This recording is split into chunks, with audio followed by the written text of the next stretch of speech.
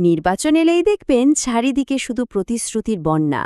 কর কমানো হবে, নতুন ভাতা চালু হবে, আর এমন সব প্রকল্পের কথা বলা হবে যা শুনলে মনে হয় রাতারাতি দেশের চেহারাটাই পাল্টে যাবে। কিন্তু এই যে প্রতিশ্রুতির এত ছড়াছড়ি, এর আড়ালের আসল খেলাটা কি? এর পেছনের অর্থনীতিটাই বা কি বলছে? চলুন আজ সেটাই একটু তলিয়ে দেখা যাক।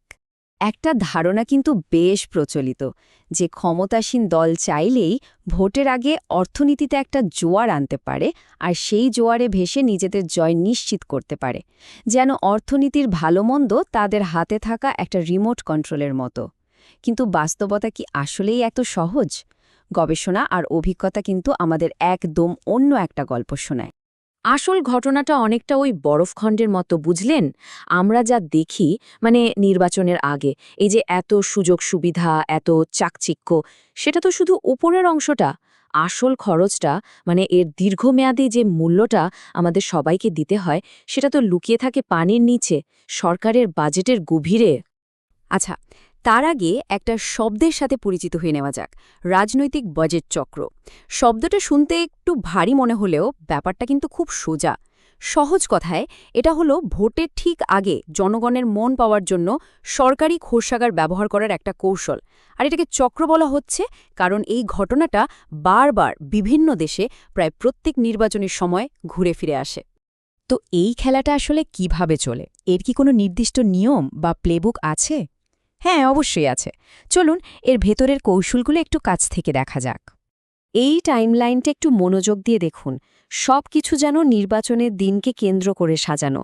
খেয়াল করুন, নির্বাচনের প্রায় ৬ মাস আগে থেকেই উপহারের ঘোষণা আসতে শুরু করে।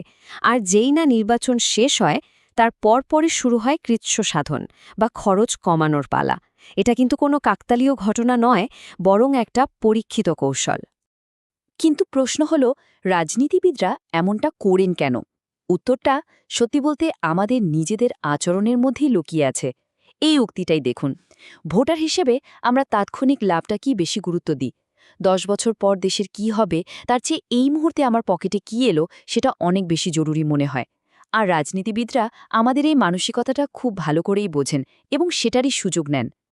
এখন এই সংখ্যাটার দিকে তাকান, ০.৩ থেকে ১%। শুনতে হয়তো খুব বেশি মনে হচ্ছে না, তাই না? কিন্তু একটা দেশের মোট জিডিপির ১% মানে কিন্তু হাজার হাজার কোটি টাকা। এই বিপুল পরিমাণ অতিরিক্ত অর্থ খরচ করা হয় শুধু একটা নির্বাচনকে কেন্দ্র করে। এর প্রভাবটা কিন্তু মোটেও ছোটখাটো নয়। বেশ, নির্বাচনের আগের এই উৎসব তো হয়ে গেল, কিন্তু এই উদারতার বিলটা কে মেটায় আর কিভাবে মেটায়? কারণ মনে রাখতে হবে, অর্থনীতিতে কোনো কিছুই কিন্তু বিনে পয়সায় পাওয়া যায় না। প্রত্যেকটা সুবিধারই একটা না একটা মূল্য থাকে। এই স্লাইডের তুলনাটা দেখুন, এটাই কিন্তু খেলার সবচেয়ে বিপজ্জনক দিক।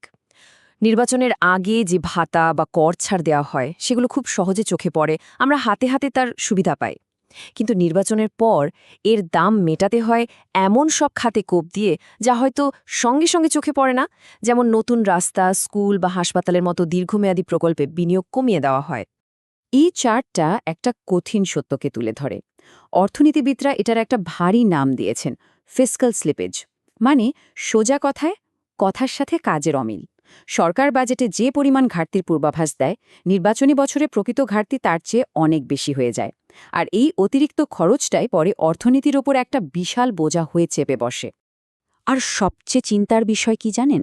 নির্বাচনের আগে যে ভাতা বা ভর্তুকিগুলো চালু করা হয়, সেগুলো কিন্তু পরে আর বন্ধ করা হয় না। কারণ সেটা রাজনৈতিকভাবে খুবই অজনপ্রিয় একটা সিদ্ধান্ত হবে। ফলে চাপটা গিয়ে পড়ে সেই সব খাতে যেগুলো আমাদের চোখের সামনে সবসময় থাকে না। যেমন দেশের পরিকাঠামো বা ভবিষ্যৎ প্রজন্মের জন্য বিনিয়োগ। মানে বর্তমানকে খুশি করতে গিয়ে ভবিষ্যৎকে বন্ধক রাখা হয়।